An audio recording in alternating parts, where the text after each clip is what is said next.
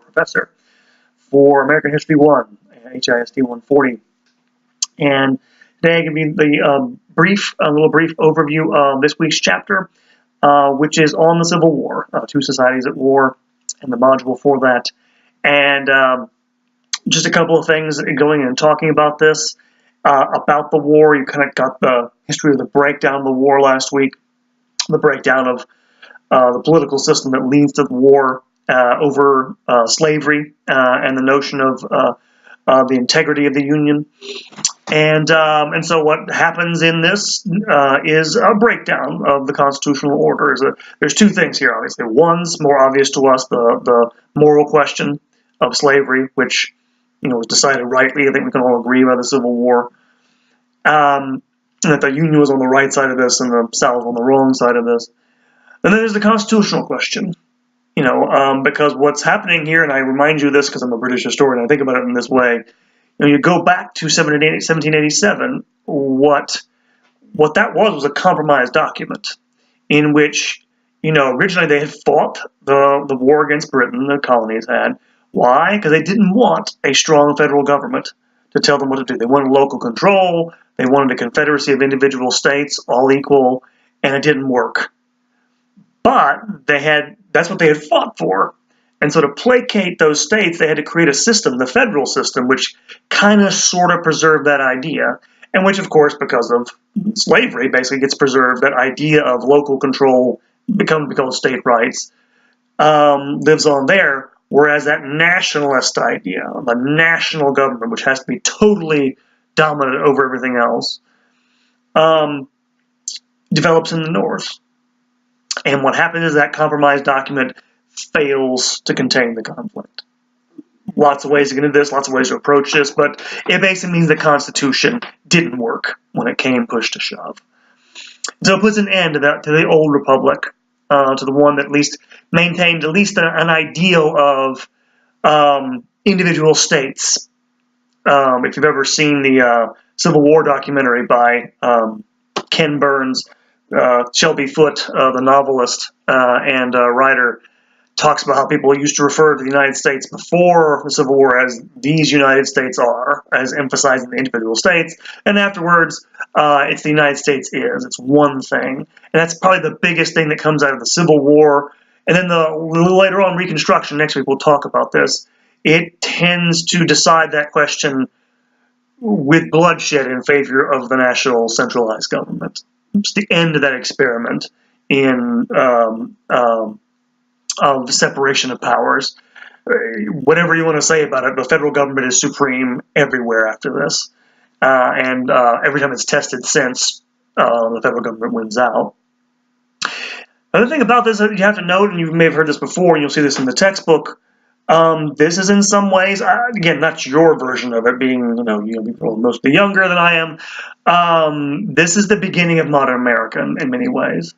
Partly because, of course, you're getting rid of slavery in the first instance, which is an ancient institution in some ways, but also from a modern perspective, the most pre-modern thing about and the most morally objectionable thing about the early republic. But also because it does sort of tear the fabric of the country apart.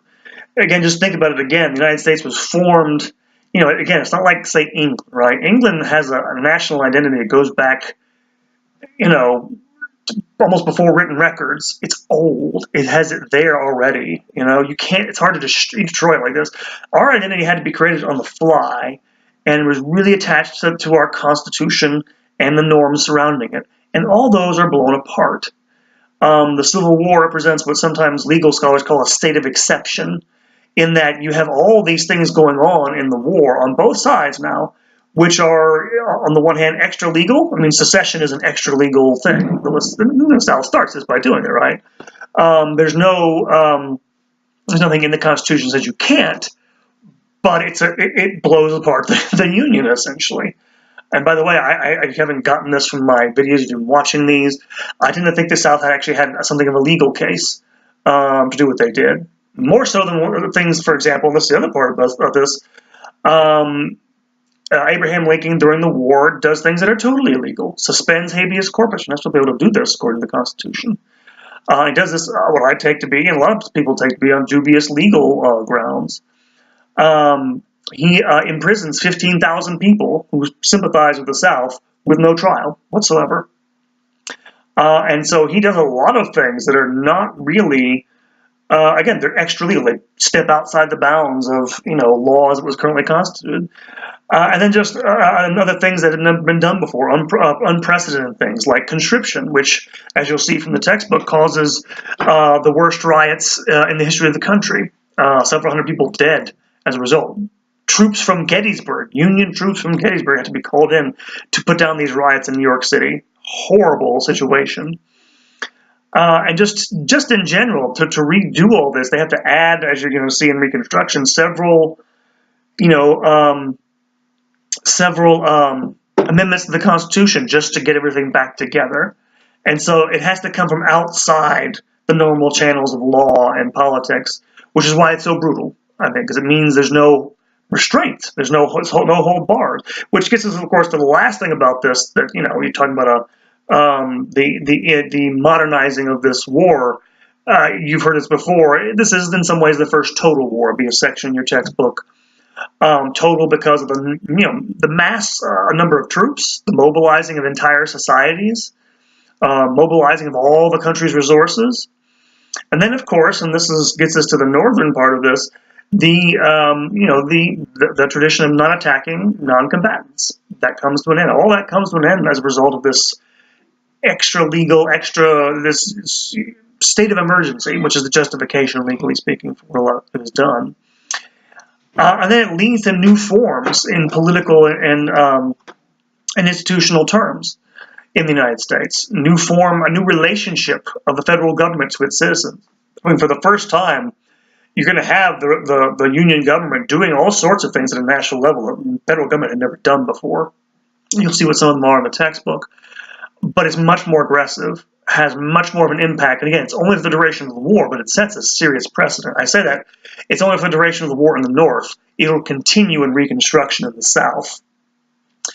And so for the first time, you have a real direct relationship with the federal government to citizens on an individual level.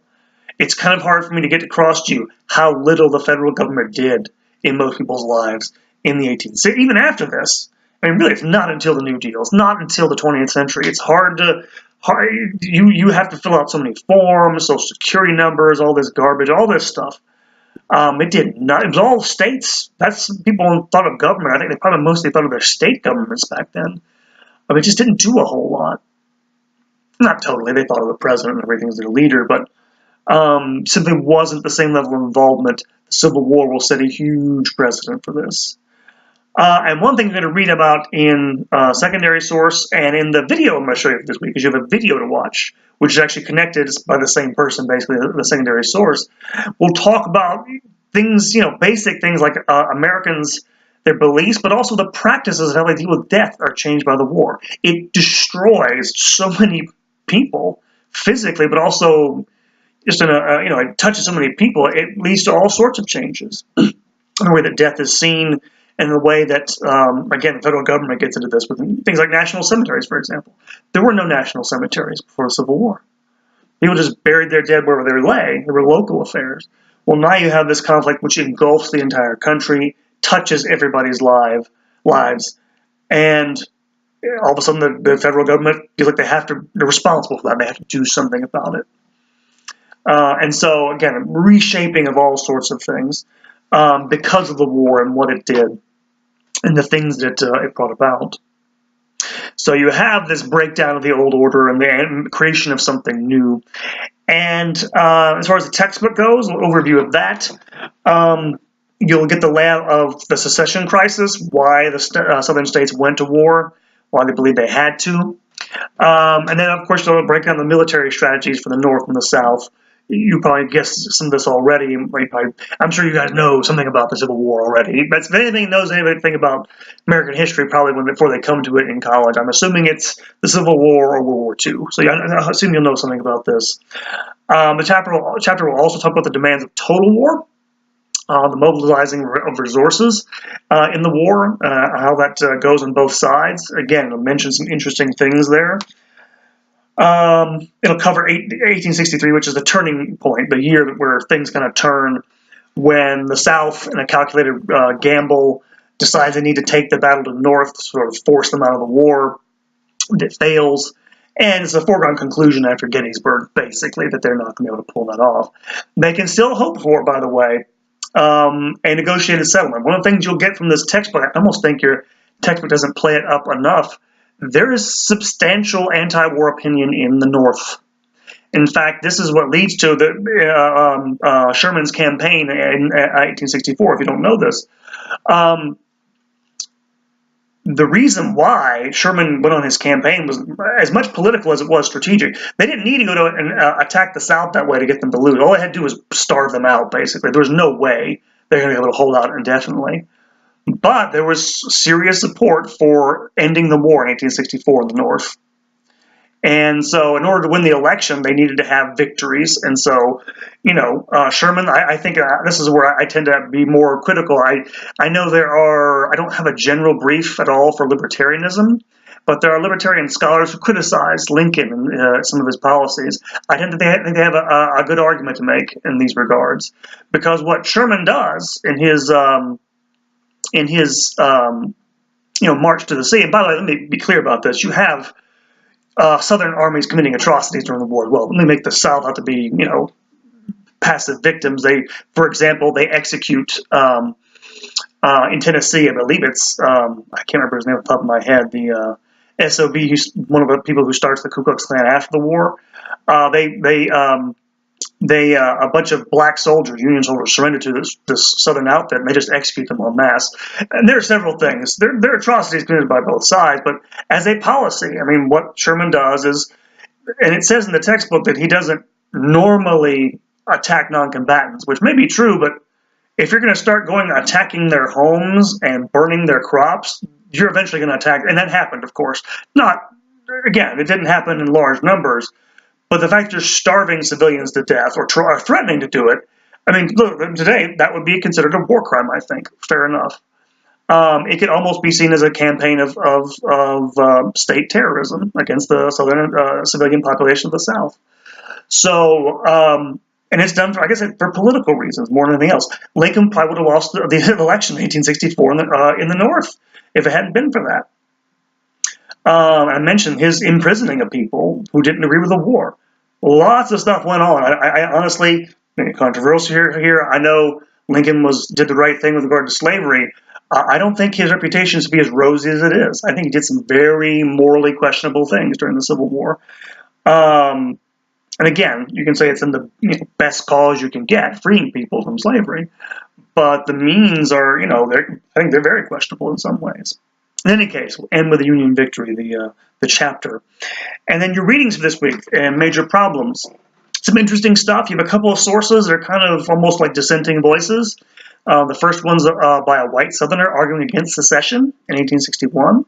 You also have a couple of documents relating to Native Americans, one of which is a document by a Cherokee Indian arguing for an alliance with the South. And why would the Indians want to,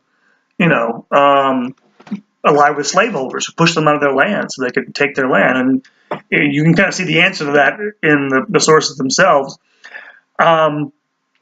You'll have a document, by the way, one of the things I forgot to mention. I mentioned the federal government did a lot of things during the war, economically speaking, that expanded its power. One of the things they were doing is they were fighting a war with Plains Indians during the war.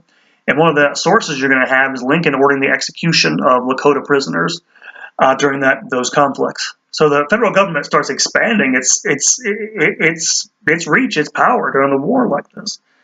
You also get maybe too few sources, at least one source on the black experience of the war, another source on the experience of Southern women during the conflict.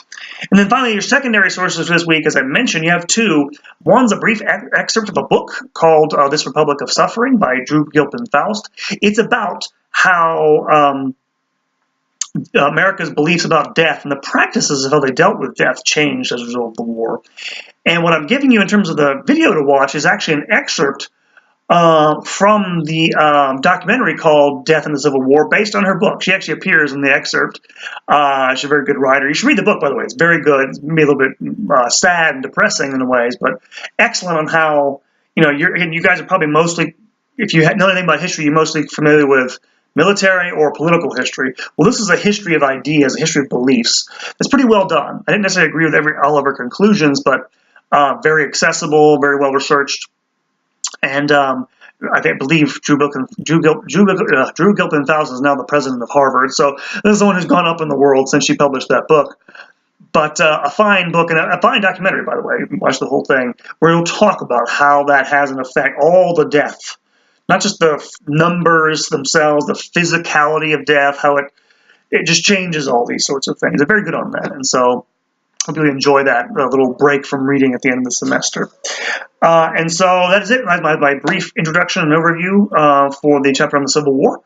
Hope you guys have a good week, and I'll see you next time.